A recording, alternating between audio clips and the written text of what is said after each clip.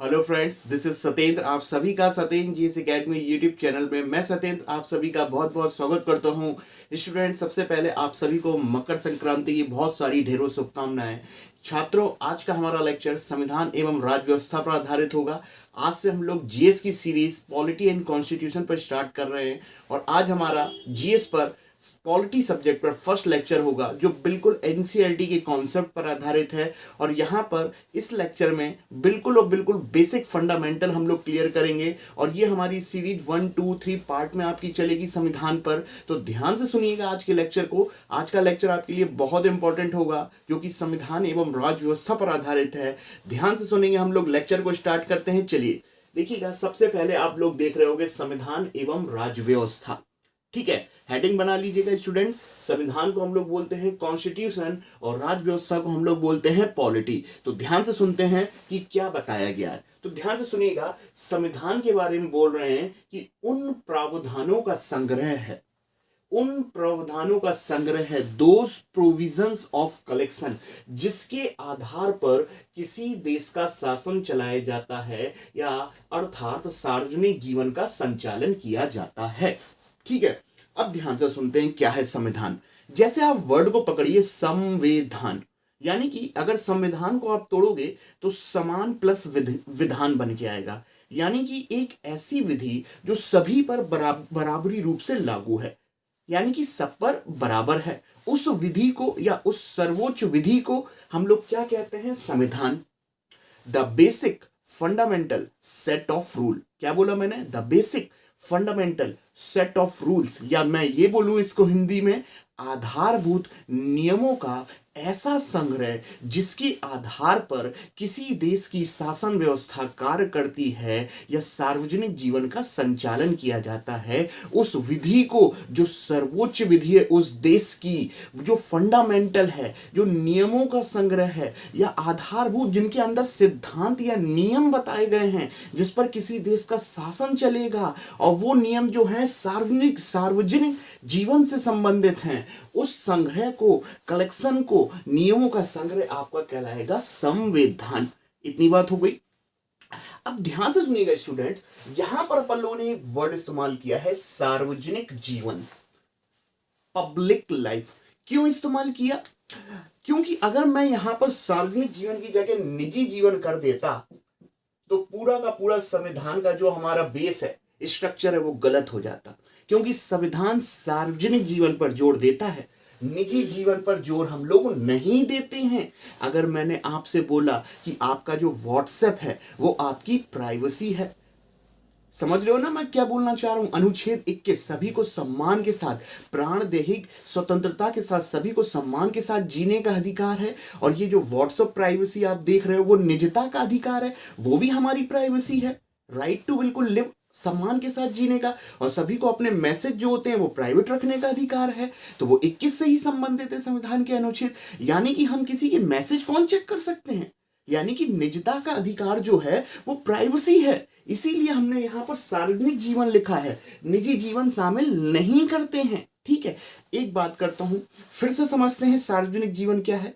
मैंने बोला शिक्षा, तो देखिएगा शिक्षा पर तो सभी का हक है, मैं तो वो नहीं कर सकता हूं क्लेम, यानी कि सभी लोग हैं। और इसी शिक्षा को मैंने बोला सार्वजनिक जीवन का संचालन कराएंगे हम लोग, क्योंकि शिक्षा पर एक का हक नहीं होता, स्वास्थ्य पर एक का हक नहीं होता, सभी लोग समाज के उसके हकदार होते हैं। ये इसलिए मैंने यहाँ पर सार्वजनिक जीवन लिखा हुआ है। उम्मीद करता हूं अब आपको समझ में आएगा यहाँ पर निजी जीवन क्यों शामिल नहीं करते हैं हम लोग। ठीक है, सार्वजनिक जीवन। तो फिर से ध्यान से समझिएगा, the basic fundamental set of rules, आधारभूत नियमों का वह संग्रह या नियमों या सिद्धांतों का वह संग्रह जिसके आधार पर किसी देश का शासन चलाया जाता है, संचालित किया जाता है या सार्वजनिक जीवन का संचालन किया जाता है। निजता को शामिल नहीं करेंगे, क्योंकि मैंने अभी आपको बताया कि निजता का अधिकार हम लोग जो होते हैं वो प्राइवेट है, और हम लोग बात कर रहे हैं सार्वजनिक जीवन की। सार्वजनिक जीवन में शिक्षा हो सकता है, स्वास्थ्य हो सकता है,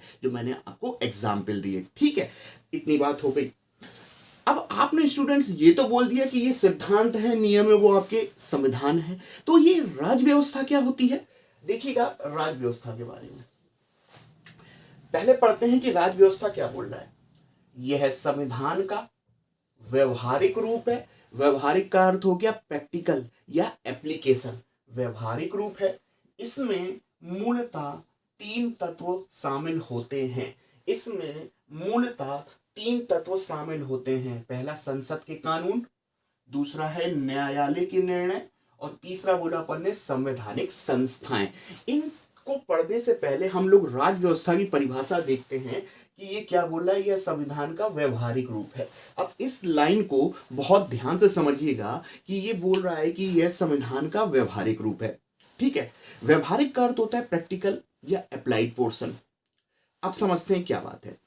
मैं आपसे एक बात बोलना चाहता हूं कि अगर मैंने आपसे बोला कि आपको स्विमिंग करना है, तैरना है, आप तैरना चाहते हो, तो आपके पास मुख्यतः 2 तरीके हो सकते हैं। तैरने के लिए एक किताब या बुक आप किसी बुक स्टोर से खरीद के लाओ, या दूसरा किसी की देखरेख में आपने डुबकी लगा दी, या किसी की देखरेख में भी नहीं, एक जनरली बात कर रहे हैं। 2 तरीके हैं आपके पास तैराकी करने के लिए। या तो आप बुक स्टोर पे गए, एक किताब लेके आ गए, या दूसरा आपने पानी में डुबकी मार दी। यहां पर आप जो बुक स्टोर पे गए हो ना, वो जो किताब लेकर गए हो, लेकर आए हो ना, वो नियमों का संग्रह है, कलेक्शन है, the basic fundamental set of rules है वो किताब। वो है आपका संविधान। ठीक है, ध्यान से समझिएगा, वो है आपका संविधान। लेकिन आपने बिना किताब लाए आपने तैराकी सीखी और कूद गए, वो है प्रैक्टिकल, वो है आपका एप्लीकेशन, वो कहलाएगा आपका राज्य व्यवस्था। ये मूलभूत अंतर है। फिर से समझते हैं। मान लेते हैं आपको साइकिल चलानी थी, तो साइकिल चलाने के भी 2 तरीके हो सकते हैं। मार्केट जाइए, एक प्रिंसिपल बुक लेकर आइए कि साइकिल चलाते कैसे हैं। दूसरा ये तरीका है, पड़ोसी की साइकिल ली या नीचे पड़ी हुई साइकिल थी, उसको उठाए और निकल गए। जो निकल गए वो है एक्सपेरिमेंट, वो है आपका राज व्यवस्था। जबकि आप जो किताब लाते साइकिल चलाने के लिए, वो बन जाती आपकी संविधान। कहने का अर्थ ये है कि देखिए, भारत का जो संविधान है विश्व का सबसे बड़ा संविधान तो है। ठीक है, विश्व का सबसे बड़ा संविधान है, लेकिन इस संविधान में भी बहुत सारी ऐसी बातें जो होती हैं वो शामिल नहीं कर पाते हम लोग, क्योंकि इतना बड़ा संविधान पहले ही से है। तो कुछ नई बातें शामिल नहीं हो पाती, या जो संविधान में इतना सारा कलेक्शन मौजूद है उसके बाद भी कुछ ऐसी बातें हो जाती हैं जो मुद्दों के रूप में चर्चित रहती हैं, करंट अफेयर के रूप में। जब उन करंट समसामयिक मुद्दों का हम लोग समाधान ढूंढने की कोशिश करते हैं, या उस प्रॉब्लम को जो वर्तमान में हमारे सामने आ जाती है करंट अफेयर के रूप में, समसामयिकी रूप में, या वो मुद्दे जो समस्याएं को रूप में हमारे सामने आते हैं, और जब हम उनका समाधान करने की कोशिश करते हैं, तो वही संविधान का जो व्यवहार जो था वो बन जाता है आपका राज्य व्यवस्था। ठीक है, जिसे हम लोग पॉलिटी के नाम से जानते हैं। और 2 एग्जाम्पल मैंने आपको अभी स्टार्टिंग में दिए ही थे, एक साइकिल का, एक तैराकी का। और समझते हैं हम लोग। मैंने आपसे बोला कि संविधान का अनुच्छेद 17, आप जानते हो संविधान का अनुच्छेद 17 संविधान का अनुच्छेद जो 17 है अनटचेबिलिटी के बारे में बताता है, या अस्पृश्यता पर दंड देने की बात करता है। आपने बहुत अच्छे से सुना होगा, संविधान का अनुच्छेद 17 या आर्टिकल 70 अस्पृश्यता या अनटचेबिलिटी की बात करता है कि हमें छुआछूत नहीं करना चाहिए, है ना। धर्म, जाति, लिंग, ये सब 15-16 बोल रहा है। 17वां अस्पृश्यता की बात करता है कि छुआछूत नहीं होना चाहिए, उसके लिए दंडीय व्यवस्था होना चाहिए, है ना। इतना ही बोला ना अनुच्छेद 17। ठीक है, ये जो आर्टिकल 17 है अस्पृश्यता के बारे में, ये लॉ है या नियम है या मूलभूत संग्रह है, ये तो संविधान में बता रहा है। लेकिन मैंने आपसे बोला कि ये अस्पृश्यता क्या होती है। अगर किसी ने छुआछूत करा तो उसको किस रूप का दंड देना चाहिए, उसको आपराधिक दंड देना चाहिए या आर्थिक दंड देना चाहिए, और दंड का नेचर, स्वरूप कैसा होना चाहिए, कितने वर्ष का होना चाहिए। तो ये जो इतनी सारी जो बातें हैं ना, वो हमारे अनुच्छेदों में हम लोग को देखने को नहीं मिलती। जब इस तरीके की समस्याएं आती हैं, जब हम लोग उसका निराकरण करने की कोशिश करते हैं, तो सर्वप्रथम जिस संस्था को अपने सामने देखते हैं वो सब कहलाती आपकी संसद। और जब संसद के द्वारा कानून बन जाते हैं, एक्ट बन जाते हैं, जैसे मैं बोलूं कि आपका संसद के द्वारा बनाया गया एक कानून है 1955 का, 1955 का, होगा, जिसे हम लोग बोलते हैं अस्पृश्यता निवारण अधिनियम। अस्पृश्यता निवारण अधिनियम 1976 में इसका नाम जरूर चेंज कर दिया था, सिविल राइट प्रोटेक्शन एक्ट कर दिया था। तो मैंने बोला कि 1955 में एक आपका अस्पृश्यता निवारण अधिनियम बनाया गया है संसद के द्वारा, और उस अनटचेबिलिटी एक्ट में विस्तार से बताया गया है कि अस्पृश्यता की परिभाषा क्या है, दंड का स्वरूप, दंड कितने प्रकार का होगा, कैसा होगा, कैसी क्या सजा होगी, विस्तृत जानकारी जो है वो हमें अनुच्छेद 17 नहीं दे पा रहा, वो हमें जानकारी मिलेगी इस एक्ट के द्वारा। और वो एक्ट का निर्माण कहाँ किया गया है, संसद के द्वारा।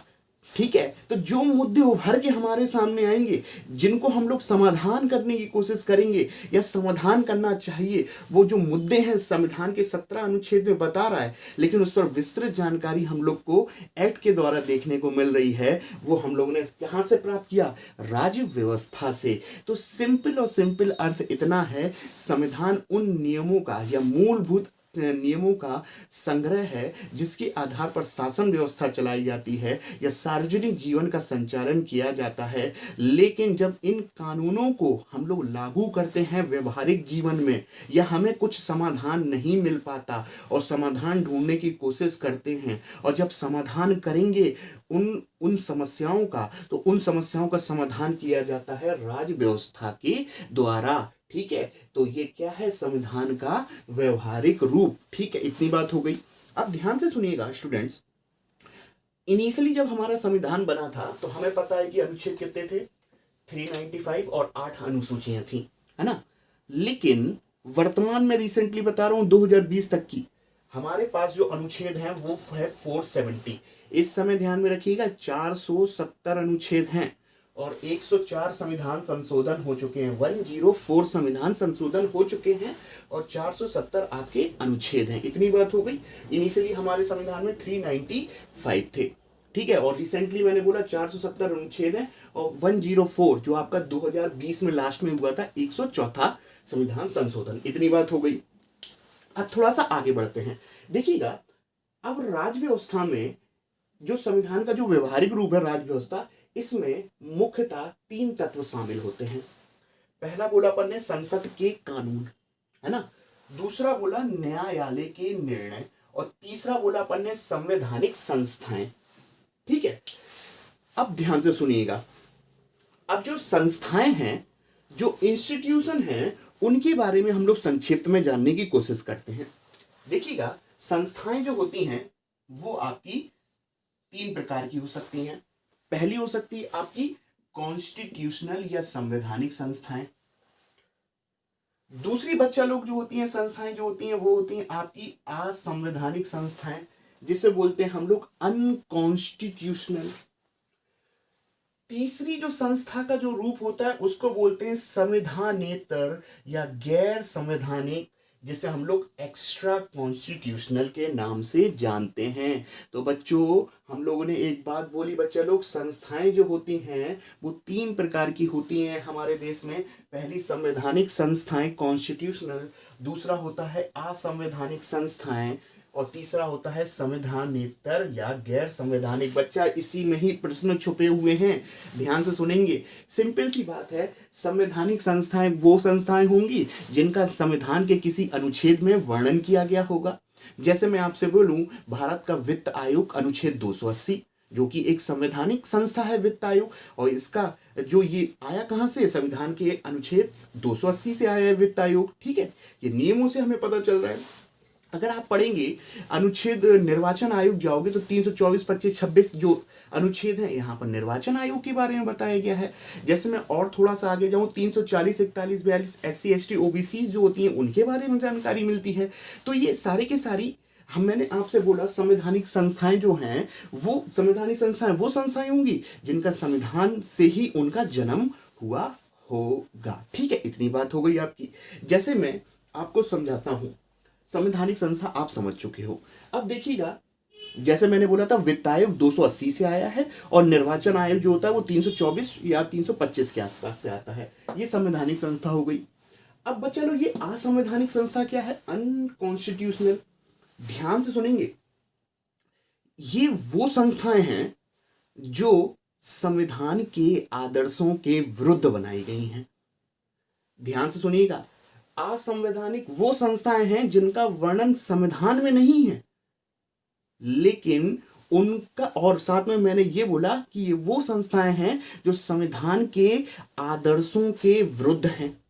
जैसे मैं, देखिएगा, कोई भी संस्था संविधान के विरुद्ध नहीं होना चाहिए, बिल्कुल बात सही है। हम ऐसी संस्था का निर्माण क्यों करेंगे कि जो संविधान के आदर्शों के विरुद्ध हो। लेकिन व्यवहारिकता में तो आप जाओगे, अगर आप व्यवहारिकता में जाओगे तो कुछ संस्थाएं ऐसी देखने को मिलेंगी कि उनका होना, प्रैक्टिकली होना बहुत जरूरी है। जैसे मैं बोलूं, नक्सलवादियों से संबंधित कोई संस्था हो जो उनको समाप्त करने के लिए कार्य कर रही हो, या कोई उल्फा के लिए कोई संगठन बनाया गया हो, या आपने देखा होगा नॉर्थ ईस्ट में अफस्पा काम करता है, arm force special power protection act जो चलता है। ये सभी संस्थाएं जो हैं संविधान के गोल जो हैं, जो आदर्श जो हैं, उनके विरुद्ध हैं, लेकिन उनका होना भी व्यवहारिक जीवन में मस्ट माना जाता है। जैसे मैंने बोला उल्फा, मैंने अफस्पा और नक्सलवादियों से रिलेटेड आपके संगठन, ठीक है, ये जितने भी हैं, ये संस्थाएं जो हैं वो आपकी असंवैधानिक हैं, अनकॉन्स्टिट्यूशनल। और संवैधानिक तो मैंने आपको बता ही दिया। चलिए अब आगे बढ़ते हैं। अब तीसरा देखिएगा, संविधानेतर या गैर संवैधानिक। संविधानेतर या गैर संवैधानिक, एक्स्ट्रा कॉन्स्टिट्यूशनल, यानी क्लियर एक बात तो तय है कि इसका भी संविधान में वर्णन नहीं है।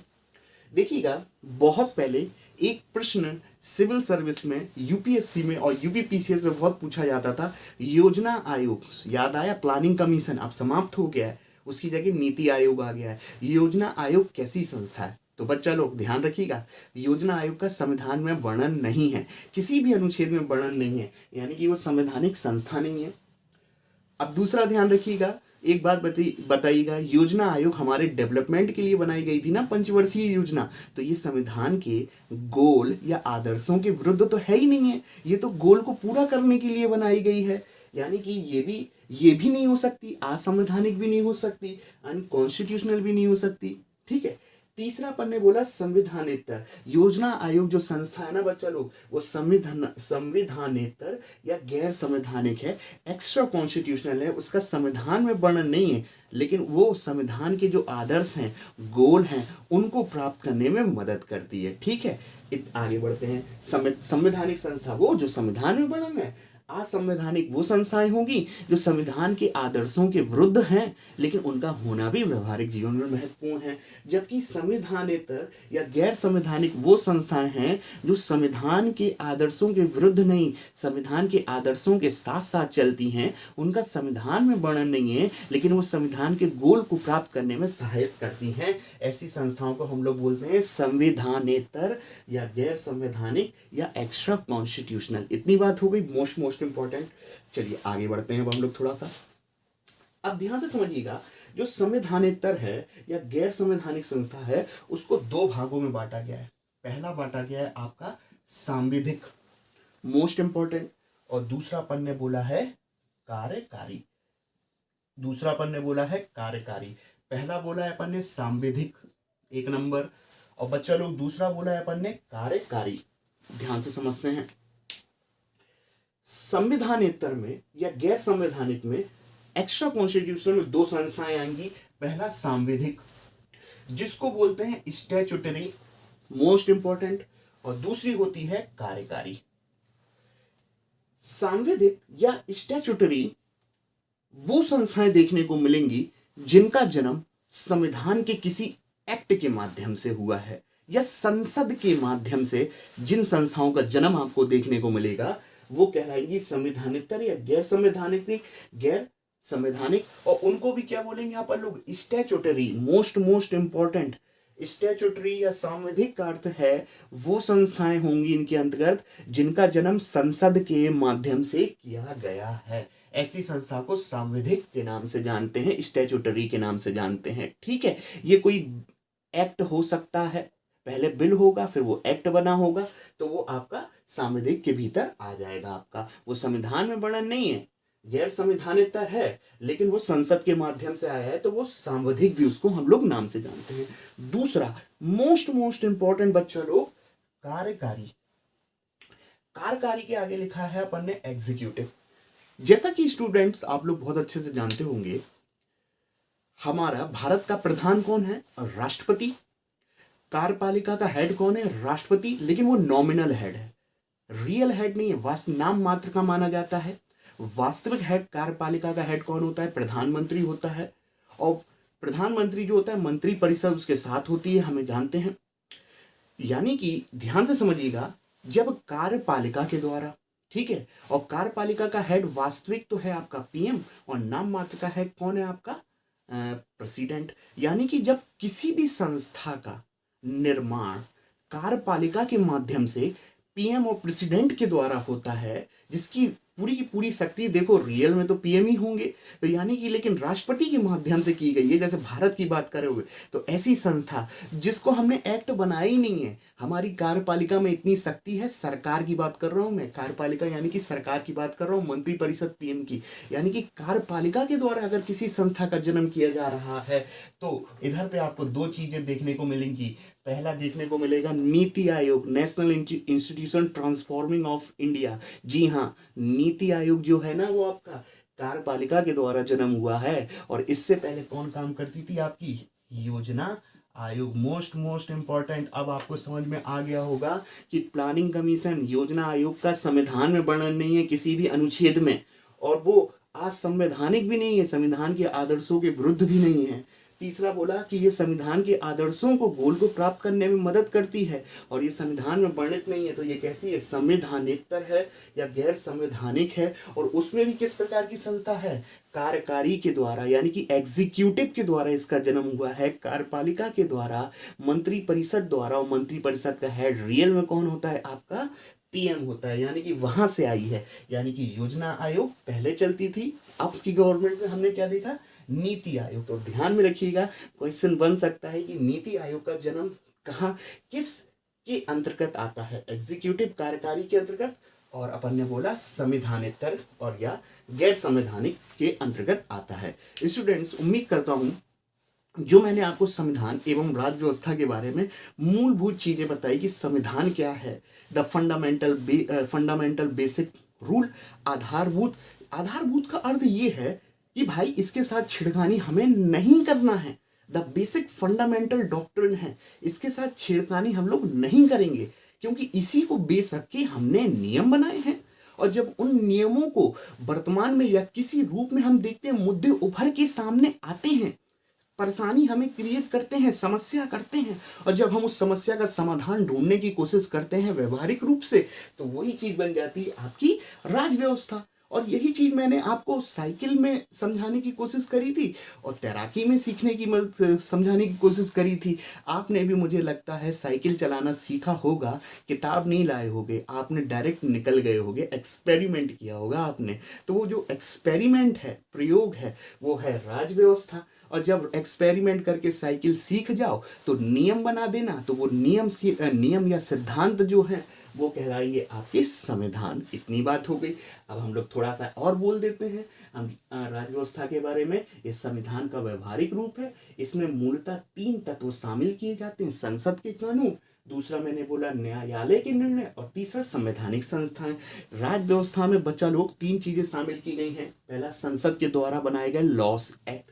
दूसरा बोला न्यायालय के निर्णय। बहुत सारे ऐसे मुद्दे, अभी देखिए व्हाट्सएप का ही समझ लीजिएगा, बहुत सारे ऐसी चीजें जो होती हैं वर्तमान में सुप्रीम कोर्ट के अधीन आपका, जैसे कोई अनुच्छेद 21 भी चल रहा हो, जैसे आपने केशवानंद भारती का भी केस सुना होगा, आगे हम जरूर डिस्कस करेंगे कि कोई चीज न्यूज में है और वो सुप्रीम कोर्ट के अधीन है, वो भी आपका राज्य व्यवस्था का व्यवहारिक रूप है। और तीसरा बोला संवैधानिक संस्थाएं। ये 3 टर्मिनोलॉजी मिलकर राज्य व्यवस्था का निर्माण करते हैं, और इन्हीं तीनों के द्वारा आई हुई समस्याओं का निदान किया जाता है। क्योंकि देखिएगा, भारत का संविधान इतना बड़ा संविधान है जिसमें 470 अनुच्छेद हैं, 104 संशोधन हो चुके हैं, लेकिन उसके बावजूद भी सब कुछ उसके भीतर समा देना पॉसिबल नहीं था। तभी तो संसद का जन्म होगा कि जब समस्याएं होंगी तो उनका निदान हम संसद के माध्यम से करेंगे। सब कुछ पॉसिबल नहीं है कि हम लोग सिद्धांतों में, संविधान में लिख दें। अगर सब लिख देते तो समस्याएं आती क्यों, और फिर निदान हम क्यों करते, संसद के माध्यम से, राज्य व्यवस्था के माध्यम से। ये थी हमारी आज की बेसिक लेक्चर क्लास जो मैंने आपको समझाने की कोशिश करी। अब थोड़ा सा हम लोग आगे बढ़ते हैं।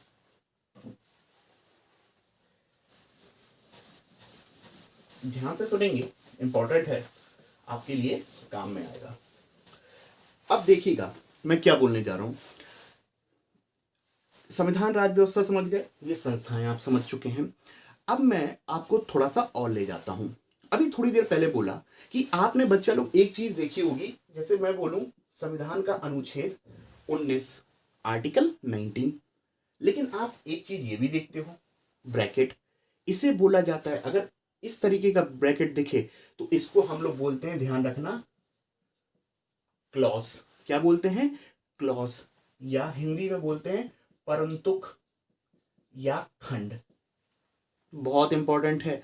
मैंने बोला संविधान का अनुच्छेद 19, लेकिन ब्रैकेट में भी एक ब्रैकेट, पहला ब्रैकेट आ जाए तो इसको बोला जाता है आपका क्लॉज, या हिंदी में परंतुक या खंड। ठीक है, लेकिन स्टूडेंट्स एक और आ जाए आपका डब्बा, तो इसको बोल देंगे हम लोग सब क्लॉज या उपखंड।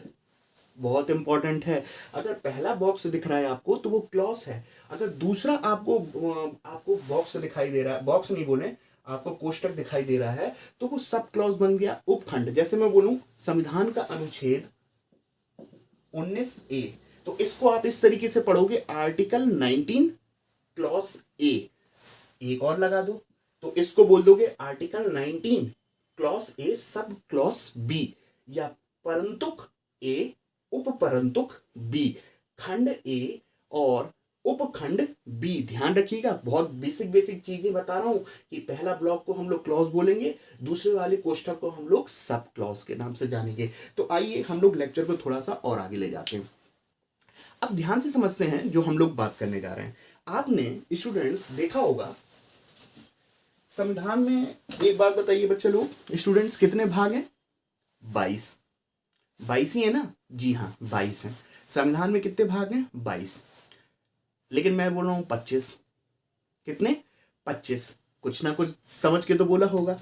मुख्यतः होते हैं 22, कितने होते हैं, 22, लेकिन 25 भी ध्यान रख लेंगे। क्यों, जैसे ध्यान से पढ़ो तो आपने राजकीय नीति निर्देशक तत्व, कौन सा भाग है, 4। राजकीय नीति निर्देशक तत्व क्या है, भाग 4। लेकिन हमें यह भी पता है कर्तव्य, ड्यूटीज जो होती हैं वो क्या है आपका 4A।